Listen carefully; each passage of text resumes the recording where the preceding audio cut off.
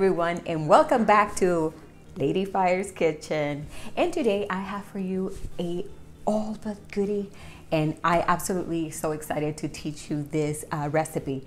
It is called shepherd's pie, and it has very few ingredients. So if you're looking for, if you're in a little budget and you want something that is absolutely delicious, but you don't have a lot of money, this is the recipe for you and your family. So what do we have? Is 2 pounds of ground beef. I bought the biggest onion I could find because I love onions on this recipe. I also have here 2 tablespoonfuls of onion powder. I also have 1 teaspoon of salt, and I have 1 tablespoonful of garlic powder. Also has a little parsley on there, or garlic salt. Actually is what it is. A little bit of pepper. We have a can of corn. Of course, we're going to drain that water inside of it, and we're going to use the corn. 2 cans of tomato soup, and then we will be making some delicious mashed potatoes and some cheddar cheese. Sounds good to you? Well, let's get started. I'm going to spray my pan, and we are going to start with our onions, all in. And we are going to caramelize these onions. It usually takes about approximately 5 minutes or so. I'm going to go ahead and show you when they're about done so you have an idea. But we're just going to cook them down quite a bit, okay? Okay, so our onions are done. They're caramelized already. So now we're going to add our 2 pounds of ground beef, right? So we're going to cook that. Now, don't overcook your meat, okay? Make sure that as soon as the pink color is out of the beef or the ground beef, that you stop the cooking process. And then we're going to add our spices and etc. Okay? So for now, all we're doing really is making sure that the ground beef is completely broken. Cook it until it turns away, that color pink is gone and just turns into that color, okay? And that's all we're doing for now. Okay guys, so I drained a lot of the fat out. I kind of left a little bit, not too much. Now we are ready to add our other ingredients, or our dry ingredients, which is going to be the 1 teaspoon of salt. So here we go. And we're going to put our garlic salt with parsley. Here we are. And our onion powder. And we're going to put just a little bit of pepper. Mix it all together. And guys, like I always say, always mix and taste and make sure that it's okay with salt. You don't want to over salt. That's why I always put maybe a little bit of salt, and then I just gradually add, because once you put too much salt, you can take it out. It is in and you're done. So it's best just to put a little bit and then go back, taste, and say, okay, it needs a little more. If you want more onion powder, perfect. If you want more pepper, perfect. Put it or make it your own. That's the point, right? All right. So when that is going on in there, I'm going to also add my already drained corn. And mix that.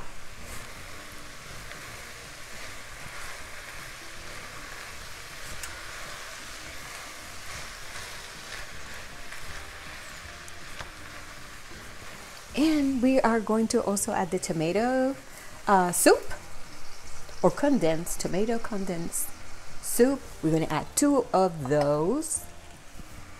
We are almost done with phase 1. And you mix that together.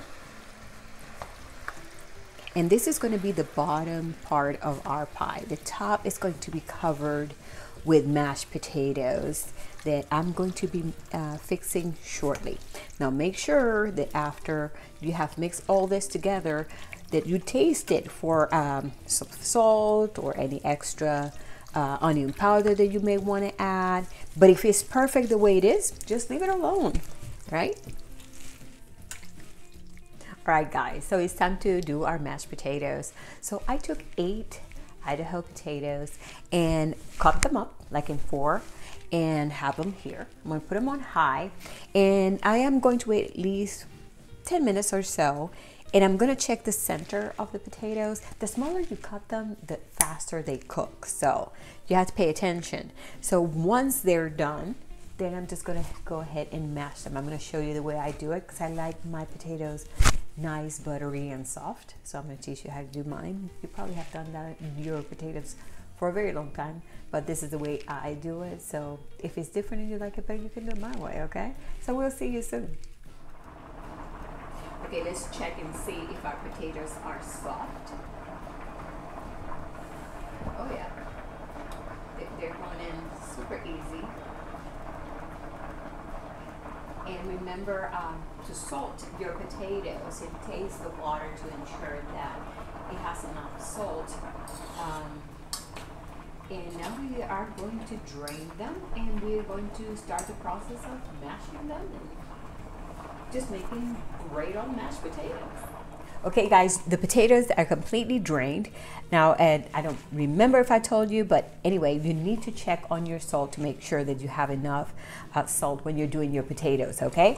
So now I'm gonna use this contraption that I absolutely love, and I'm gonna put them in here, squeeze them, and they're gonna fall there.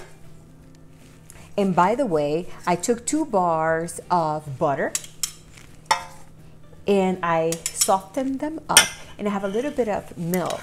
So that's going to go in there pretty soon. And you just go like this. Check this out. I love this. No lumps, right? Absolutely no lumps. And that's what I'm going to do with all of them.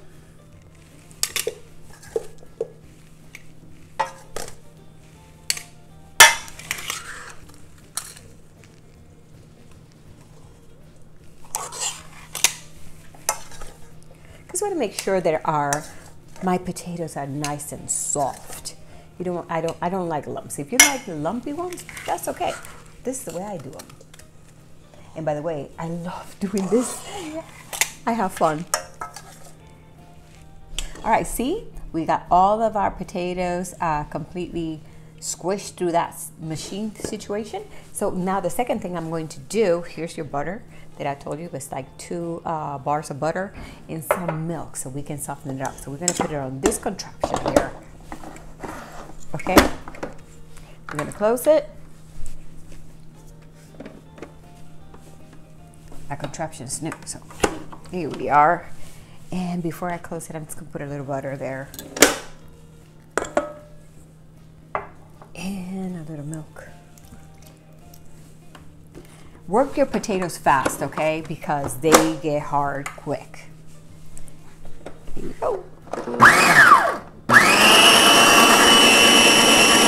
Now we're gonna keep on adding some butter and milk until they are soft but consistent. You need some consistency. So a little bit more butter and a little bit more milk. And back to it. All right, they're soft, but I want them a little softer. So more butter. So actually it's gonna take all 2 bars of butter and a little extra milk.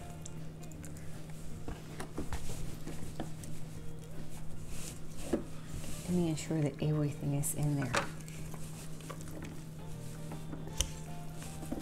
If you don't have this machine, you can actually do it with your hand mixing machine. It works just as well, but I have this one, so I'm working with it. One more time.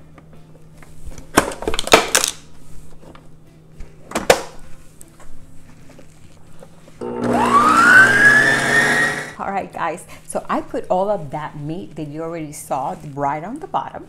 See right there? On my big dish right here, and these are my mashed potatoes. That's the consistency I wanted, nice, soft, and buttery. And I also have my cheddar cheese that I'm gonna put on top. So I'm just gonna start like doing a little bit of dollops of mashed potatoes all over the place.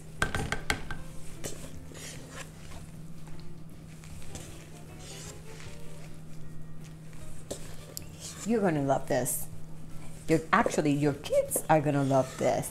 I love that that salty sweetness. And I think that the sweetness of the tomato soup and the corn and a little bit of the salty of the mashed potatoes, that's gonna be a hit with your family, I'm pretty sure. This is like a one of those Sunday dinners that it doesn't take a lot of work, but it's so delicious, and you look forward to the next time mom cooks it, or dad cooks it, or everybody, you know, you can have the whole family involved and just create it.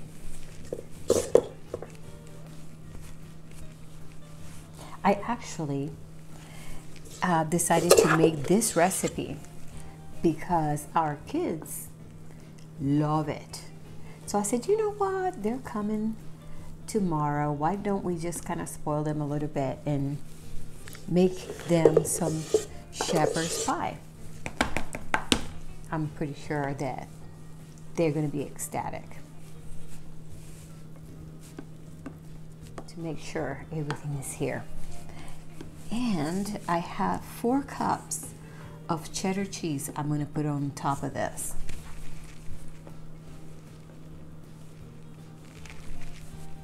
I tried to make it uniform so everything has. Guys, you are really going to enjoy this. I guarantee you. This is a very simple, inexpensive recipe that is so good. Very little ingredients, and the results are amazing. Cheddar cheese. This is my favorite. I love cheese. Just put as much or as little as you like.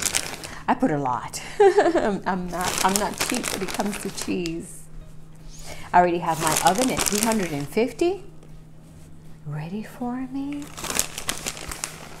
And then you're just gonna cook it until the cheese is melted, you know, because everything is already cooked. The mashed potatoes are cooked, the beef is cooked. So all you really need to do is melt the cheese. Guys, I really hope that you enjoy this recipe as much as my family does. And I really do hope so, because, and if you do, let me know. If you try it, let me know. And see, I cover every single inch with cheese. Oh, wow.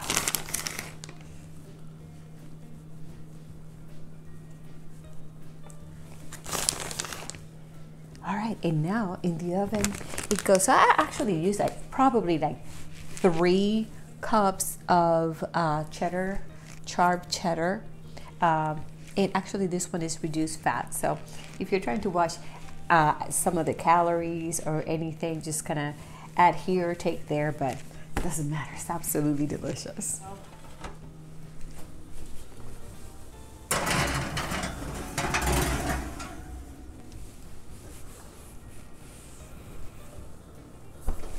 You are, guys. Another success. Oh, did you look at that? All that cheesiness, goodiness, all right there. All right. Lady Fire's shepherd's pie. I hope that you have enjoyed this recipe. I hope that you do make it and you can experience and taste it. I hope that you love it as much as I do in my family. And I will be seeing you next Saturday on Lady Fire's Kitchen with another wonderful recipe. I'll see you next Saturday. Bye.